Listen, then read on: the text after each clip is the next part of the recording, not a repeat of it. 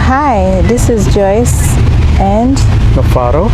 in today's video we are going to talk about on how to deal with difficult patients. First of all, we have to acknowledge this beautiful day that we have in Atlanta. We're outside at different scenery. It's a little loud. People are playing behind us and we're just chilling at the park having a good time. But this video is going to focus on the inevitable situation that we all have to deal with and you're going to have to deal with. And if you're already in business, you know what we're talking about. Obviously, you've dealt with this. If you're a caregiver, you've already dealt with some really difficult patients. But when you're the business owner, it's a whole different ball game because those patients are paying you. So if you don't treat them the way they're expecting to be treated, they're not going to stick around. They might look for another agency to start working with. Yes. There's so many stories that I can start with the story about how we deal with our own difficult students for our course, for our own business. So let me start with the most recent experience that we are going through right now. Most of the people that we're dealing with have never started a successful business to a point where it's really making money and being able to sustain themselves financially. So they come with so many flaws. They have so many flaws. They have so many blind spots and setbacks that they don't even realize that they have. For example, lack of patience. Patience is number one. Yes. If you've never built because most of them are like very excited, so they're just overexcited to the extent that they want quick results, you know. So they don't have that patience and understanding that to get to their goals, there's a process that they have to go through, you know. A very difficult process. It's a very difficult process, yeah, that requires a lot of patience. So what we teach may not be enough for a lot of people. Yeah. Because a lot of people might need to also focus on themselves too. And we cover that in our course, but it's more of an ongoing thing that you have to adapt. So aside from just lack of patience, there are other things that people are dealing with that they don't even know that they have to take care of. Right. What's a good example? Example could be being neurotic. If you're neurotic, there's no way that you're going to be able to manage your caregivers because your employees are going to pick up on these little bad habits that you have. Right. And while you might not be able to see how bad neurotic behaviors are, other people are going to pick up on those bad neurotic behaviors. Sure. And as you start to scale up your business, these bad habits also scale up as your business scales up. Yes, yes, yes. So you will find that people are not going to tell you, especially the caregivers they're going to work for you, they won't tell you. They won't tell you that. So instead, they'll probably talk behind your back about how crazy you are as a boss. They're already going to start looking for other jobs. That's right. And eventually they're going to leave you. They're going to quit, yeah. Eventually they're going to quit and go work for your competitor. Yeah. You've had stories, right, where you've had to deal with very difficult patients? Oh yeah, people have different experiences, and handling like difficult patients, for me, like how I did it is just have patience with them, especially if you're dealing with somebody who's having Alzheimer's. You already know what situation you've put yourself into. So this kind of people, you just have to be patient with them. You don't have to argue with them, you know.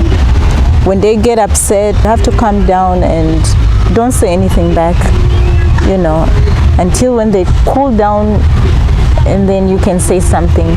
But it doesn't make sense to argue with somebody who has Alzheimer's. Yeah. Because it's not going to end well. One time somebody threatened me with a knife. That's crazy. Yeah, so How did you deal with that? Because a lot of people want to know. The advantage that I had was a family member who happened to be living close by. So when that happened, I just called the family member to let them know that this is what has happened. You know, my patient is threatening me. It's just for something small because I refuse them to eat ice cream. Wow. And this person is diabetic and they can't have ice cream all the time. So it's my duty to make sure that I supervise her. You know, let's be honest, nobody likes to be told what to do. No. And she felt like I'm trying to control her. She's an, you know, she has a freedom to do whatever she wants to do, but she doesn't realize that she's a diabetic, you know, patient, and the reason why I'm there is to make sure that she doesn't overeat things that are not good for her health. She woke up like at midnight, and then I caught her Tried to sneak in some ice cream. Yeah, ice cream. So when I saw that, and I just told her nicely, I wasn't rude or I didn't yell at her. I just told her, no, you can't have ice cream. Ice cream is not, you know, good for you. You're a diabetic, you know, patient. Oh, I don't like people telling me what to do. You know, the next thing I know, she was mad. I didn't even expect it. She went and got a knife. That's crazy. And she started threatening me that she's gonna kill me. Yeah. So when I saw that situation, I didn't argue with her. No. I just walked away. I went, got my phone. She was trying to connect the house phone because she knew I was going to call somebody or call the police.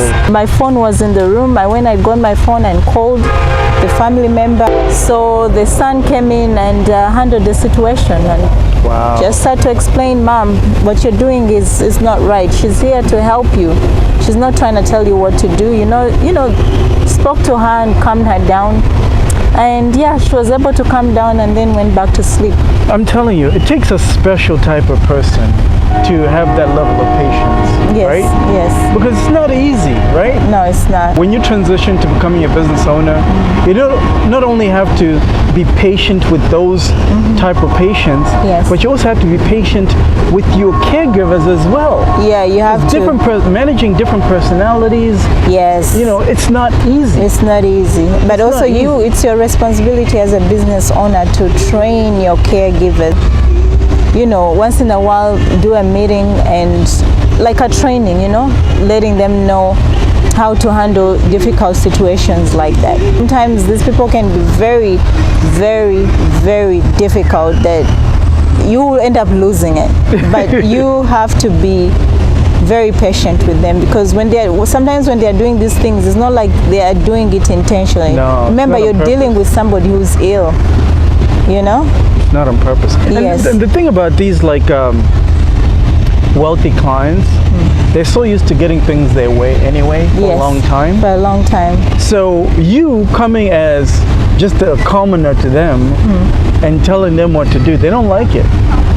And especially sometimes it has to do with our color. Yeah, that's what I'm saying. They don't like somebody who doesn't look like them to be telling them what to do because they're not used to that. No, they're not. Secondly, these type of patients that are that opt into being taken care of in the comfort of their own homes is because they've already refused to be sent to a nursing home that has all these rigid rules anyway. Right. So they're not going to put up with anything that you had to tell them. They're already prepared for combat. That's right. That's right. Sadly. Yes. But yeah, I think as an agency owner, you need to set up systems and processes in place to anticipate for these type of situations. You recommend this that at least once or every 6 months you have a meeting with your caregivers so that you can give them a training on how situations like death, how do you deal with death,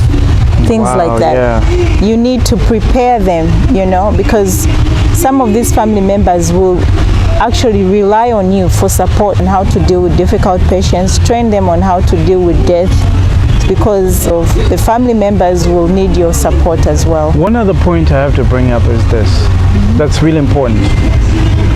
Not all business owners are going to be very good at teaching caregivers on what to do.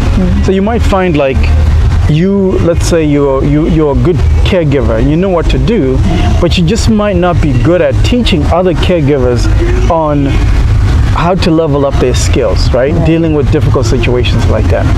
So what I advise people in your shoes to do is to hire somebody who's really good at mentoring other caregivers. Just right. So that employee, put them on payroll, and then you pay them a little extra with incentives to train other caregivers that are not as experienced as her. Yeah. That's how you delegate tasks that you're not good at. That's right. Because I know, like a lot of these students that we have, some of them like, you know what, I don't know.